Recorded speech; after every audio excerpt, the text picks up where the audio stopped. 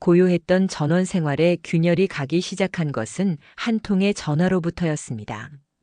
평생 교직에 몸담았다 정년 퇴직한 지 겨우 1년 남짓 58세. 박현수 씨의 삶은 그 전화 한 통으로 송두리째 흔들렸습니다. 마치 안개처럼 스며든 불안감은 AI 기반 최첨단 부동산, 자동 수익 시스템이라는 그럴듯한 이름으로 포장된 투자 권유를 받은 그 순간부터 짙어졌지요. 은퇴 후 아내 김은영 씨와 사별한 빈자리를 채우며 조용히 지내던 그에게 은행, 이자보다 월등히 높은 안정적 수익을 보장한다는 말은 달콤한 유혹이었습니다. 서울의 딸 지민에게 알리지 않은 채 평생 모은 퇴직금과 아내의 보험금까지 노후의 마지막 보루라 여겼던 자금 대부분을 그곳에 쏟아부었습니다. 그러나 그 금자탑은 모래성이었습니다. 불과 석 달 만이었습니다. 처음 몇 번 들어오던 수익금은 감쪽같이 끊겼고 담당자와의 연락은 먹통이 되었습니다. 뒤늦게 뉴스를 통해 자신이 휘말린 것이 고도화된 AI 기술을 사칭한 신종 금융 다단계 사기였음을 깨달았을 때 현수 씨의 세상은 무너져 내렸습니다. 평생 성실하게 쌓아 올린 모든 것이 한순간에 재가 되어 사라진 것입니다. 극심한 배신감과 스트레스, 자책감으로 밤잠을 설치던 어느 날. 새벽, 그는 거실 소파에서 쓰러진 채 발견되었습니다. 정신을 차린 곳은 차가운 소독약 냄새가 진동하는 대학병원 응급실이었습니다. 그리고 며칠 뒤 그의 주치의가 된 45세의 냉철한 간담체외과 전문의 이강준 박사는 MRI 사진을 가리키며 무표정한 얼굴로 말했습니다. 췌장 머리 쪽에 악성 종양이 보입니다. 이미 주변 림프절과 간에도 전이가 확인된 상태입니다. 안타깝지만 수술은 어렵습니다. 예상되는 시간은 길어야 6개월입니다. 간담 최암 말기 시한부 선고였습니다. 전 재산을 날린 것도 모자라 죽음의 그림자까지 드리워진 현실 앞에 현수 씨는 망연자실했습니다. IT 회사 팀장으로 바쁘게 살아가는 딸 지민은 병원으로 달려와 최신 항암 치료라도 받아보자며 울부짖었지만 그의 귀에는 아무것도 들리지 않았습니다. 모든 것을 잃은 지금 그에게 남은 것은 깊은 절망뿐이었습니다. 과연 이 절망의 끝에서 한 줄기 빛이라도 찾을 수 있을까요? 병원에서 퇴원한 박현수 씨의 양평. 전원주택은 웃음소리 대신 무거운 침묵만이 감돌았습니다. 딸 지민은 어떻게든 아버지를 살려보려 값비싼 면역 항암제와 해외 신약 정보까지 뒤졌지만 이미 삶의 의지를 놓아버린 듯 현수 씨는 모든 치료를 완강히 거부했습니다. 아비 재산 다 날린 것도 모자라 이제 병원비로 내 인생까지 발목 잡을 순 없다. 그의 낮은 목소리에는 깊은 죄책감과 무력감이 배어 있었죠. 지민과의 갈등은 날로 깊어만 갔고 숨막히는 현실에서 벗어나고픈 욕구가 그의 마음을 사로잡았습니다. 마침 TV에서는 도시를 떠나 자연 속에서 새로운 삶을 찾다. 강원도 한 달 살기 열풍.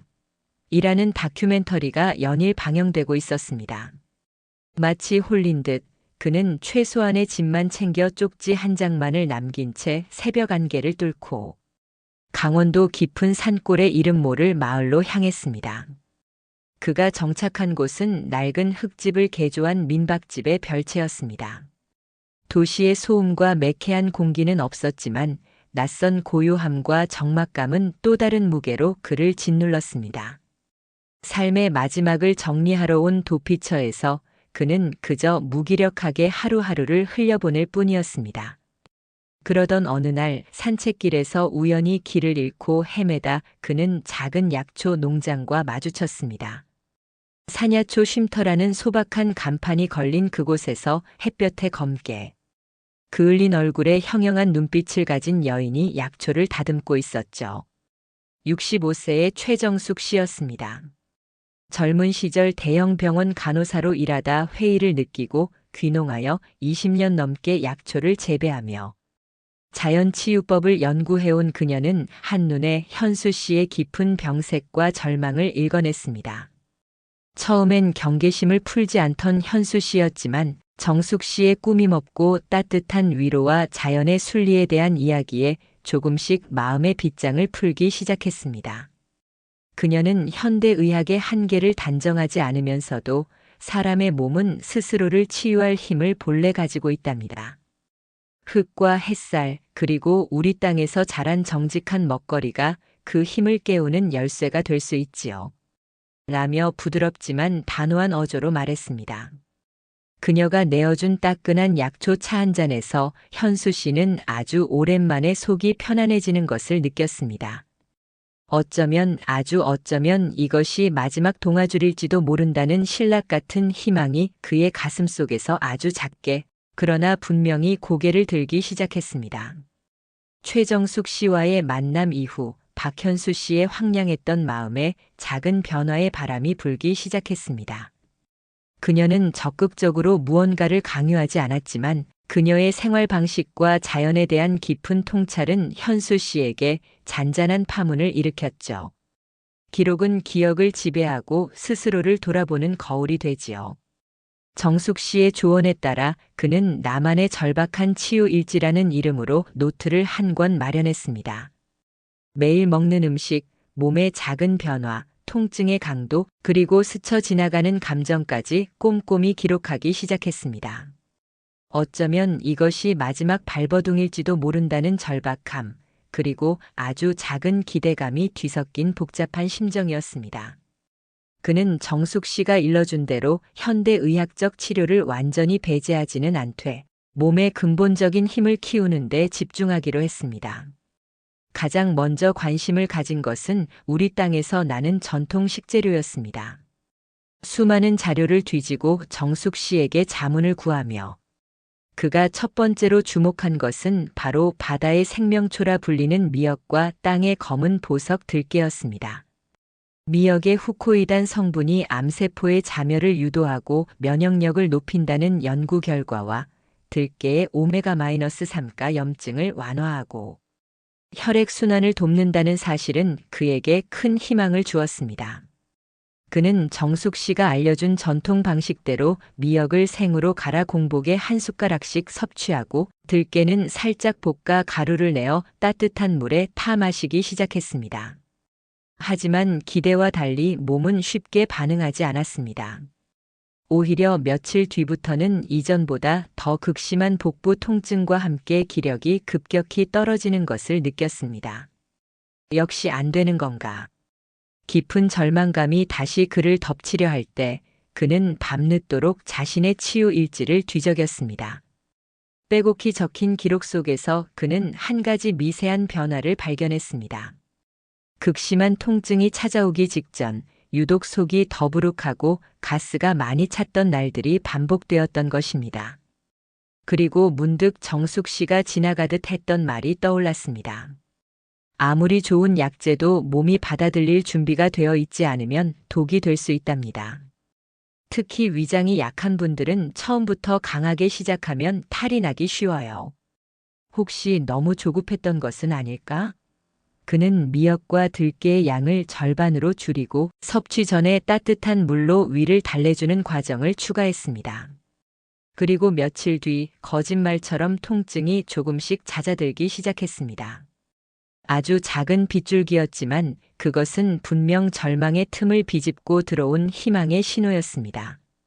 미역과 들깨의 양을 조절하고 섭취 방식을 바꾼 뒤 박현수 씨의 몸은 더디지만 분명한 반응을 보이기 시작했습니다. 극심했던 통증의 빈도가 줄었고 무엇보다 아침에 눈을 떴을 때 느껴지던 절망적인 무기력감이 조금씩 옅어졌습니다. 그의 치유 일지에는 매일의 작은 변화들이 빠짐없이 기록되었죠. 오늘은 속 쓰림 없이 미역즙을 넘길 수 있었다. 와 같은 소소한 기록들은 그에게 큰 용기를 주었습니다. 최정숙 씨는 그의 일지를 함께 살펴보며 조용히 고개를 끄덕여주곤 했습니다. 꾸준히 몸의 소리에 귀 기울이세요. 자연은 정직하답니다.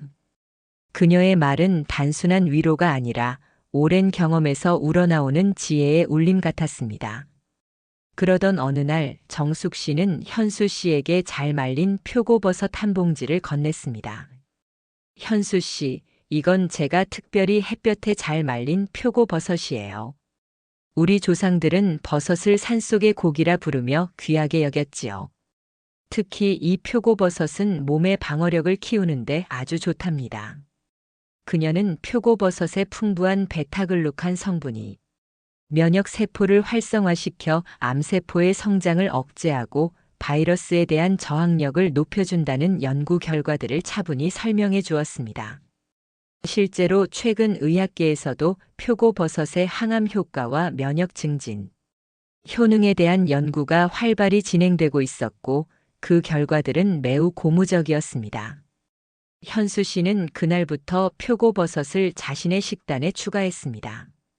정숙 씨의 조언대로 말린 표고버섯을 곱게 가루내어 매일 아침 따뜻한 물에 한 숟가락씩 타서 마셨습니다. 처음에는 특유의 향과 식감 때문에 조금 거부감이 들었지만 꿀을 약간 첨가하니 한결 마시기가 수월했습니다.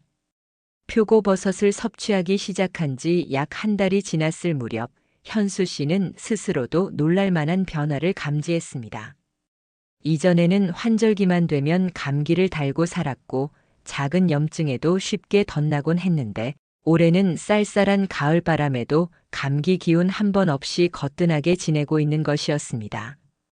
병원에서 처방받은 진통제 복용 횟수도 눈에 띄게 줄었습니다.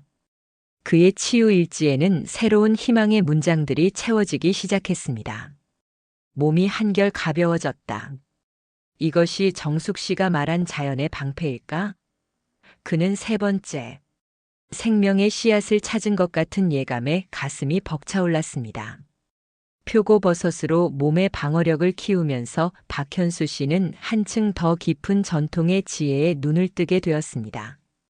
최정숙 씨는 그의 꾸준한 노력과 긍정적인 변화를 지켜보며 이번에는 한국인의 체질과 오랜 역사 속에서 그 효능이 입증된 두 가지 보물, 홍삼과 청국장을 조심스럽게 권했습니다.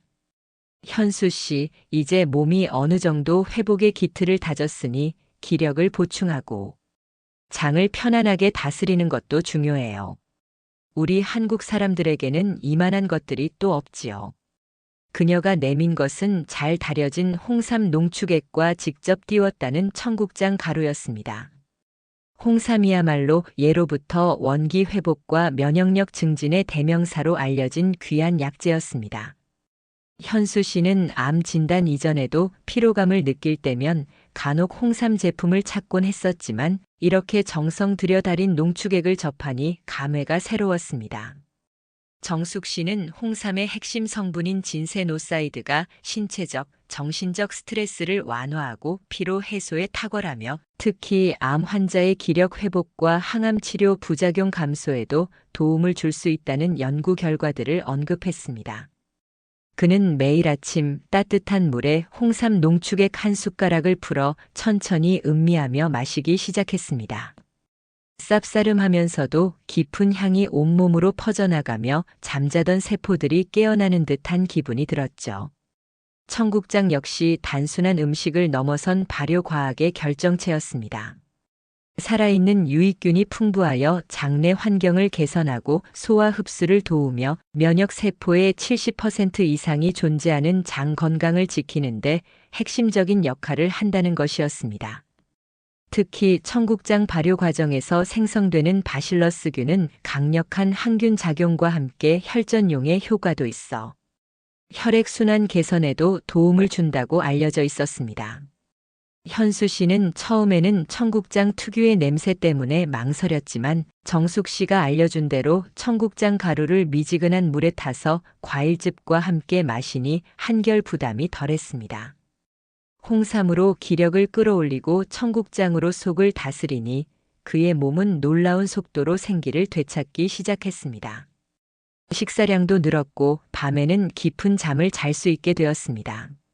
산책 시간도 점차 길어졌고 가끔은 정숙 씨의 약초 농장 일을 거들 정도의 기력도 생겼습니다. 그의 얼굴에는 절망의 그늘 대신 잔잔한 미소가 피어나기 시작했습니다. 5가지 생명의 씨앗 미역, 들깨, 표고버섯, 홍삼 그리고 청국장. 박현수 씨는 지난 몇 달간 이 5가지 식품을 꾸준히 섭취하며 매일같이 자신의 몸 상태를 치유일지에 기록했습니다. 절망의 나락에서 시작된 그의 여정은 이제 한 줄기 가느다란 희망을 넘어 제법 단단한 확신으로 변해가고 있었습니다. 시한부 선고를 받은 지 어느덧 5달이 훌쩍 지나고 있었습니다.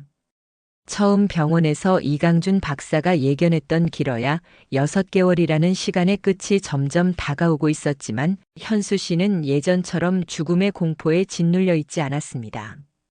오히려 하루하루 생기가 도는 몸을 느끼며 내일에 대한 작은 기대마저 품게 되었죠. 가을이 깊어갈 무렵 현수 씨는 큰 결심을 하고 딸 지민에게 연락했습니다. 지민아, 아빠 보러 한번 내려오지 않겠니? 그의 목소리는 예전과 달리 힘이 있었고 어딘지 모르게 평온함이 느껴졌습니다. 서울에서 한달음에 달려온 지민은 아버지의 변화된 모습에 할 말을 잃었습니다. 마지막으로 보았을 때만 해도 뼈만 앙상하게 남아 금방이라도 쓰러질 것 같았던 아버지가 아니었습니다. 혈색이 몰라보게 좋아졌고 눈빛에는 생기가 넘실거렸습니다. 무엇보다 예전에 냉소적이고 무기력했던 모습은 온데간데 없이 온화한 미소를 짓고 있었습니다. 지민은 아버지의 치유일지를 처음부터 끝까지 꼼꼼히 읽어내려갔습니다.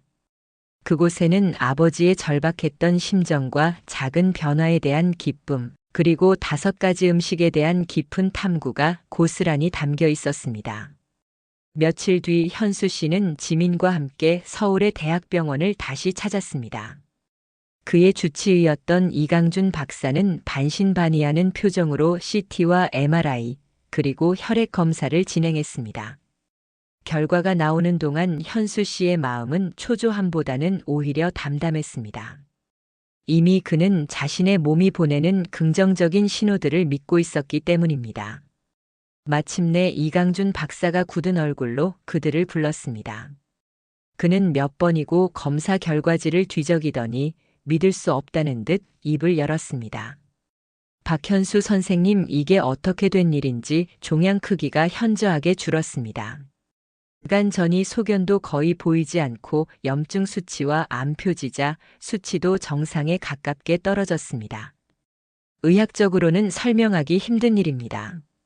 이건 기적이라고밖에 할 수 없겠군요. 그의 목소리에는 당혹감과 경외감이 뒤섞여 있었습니다. 지민은 그 자리에 주저앉아 감격의 눈물을 터뜨렸고 현수 씨는 조용히 최정숙 씨와 5가지 생명의 씨앗을 떠올리며 감사의 기도를 올렸습니다. 죽음의 문턱에서 돌아온 그에게 새로운 삶의 기회가 주어진 것입니다. 기적적인 검사 결과 이후 박현수 씨의 삶은 이전과는 완전히 다른 국면을 맞이했습니다. 그는 강원도 산골 생활을 정리하고 양평의 집으로 돌아왔지만 그의 생활 방식은 예전에 무기력했던 모습과 확연히 달랐습니다.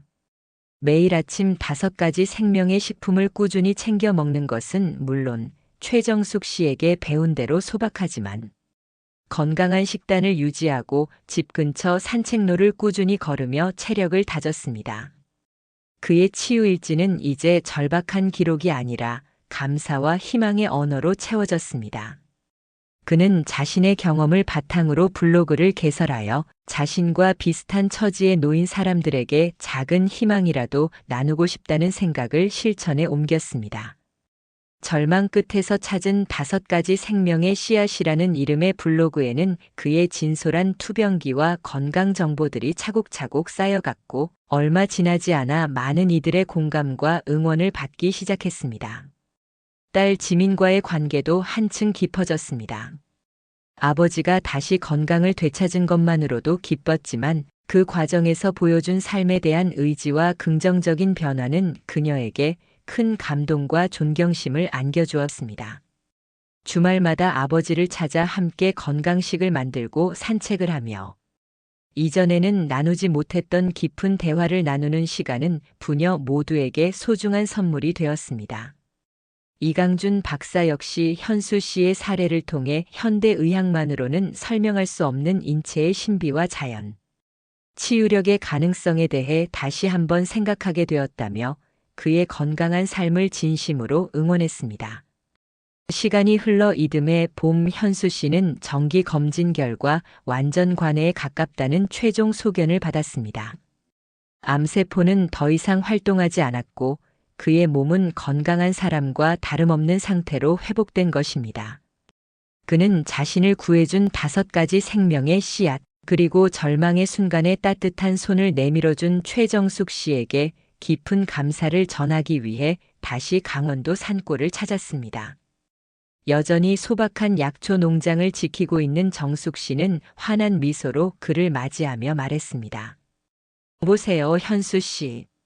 결국 자연과 현수 씨 자신의 의지가 함께 만들어낸 기적이에요. 그 귀한 경험을 이제 다른 아픈 이들과 나누세요. 그것이 현수 씨가 받은 선물을 가장 값지게 쓰는 방법일 겁니다. 박현수 씨는 이제 제2의 인생을 살고 있습니다. 그는 자신의 블로그를 통해 그리고 작은 강연들을 통해 절망에 빠진 이들에게 희망의 메시지를 전하고 있습니다. 5가지 평범한 식품 속에 숨겨진 놀라운 생명력, 그리고 그것을 믿고 실천하는 꾸준함이 있다면 누구든 절망을 이겨내고 건강한 삶을 되찾을 수 있다는 그의 이야기는 오늘도 많은 이들에게 깊은 울림과 용기를 선사하고 있습니다. 그의 삶 자체가 바로 그 생생한 증거이니까요.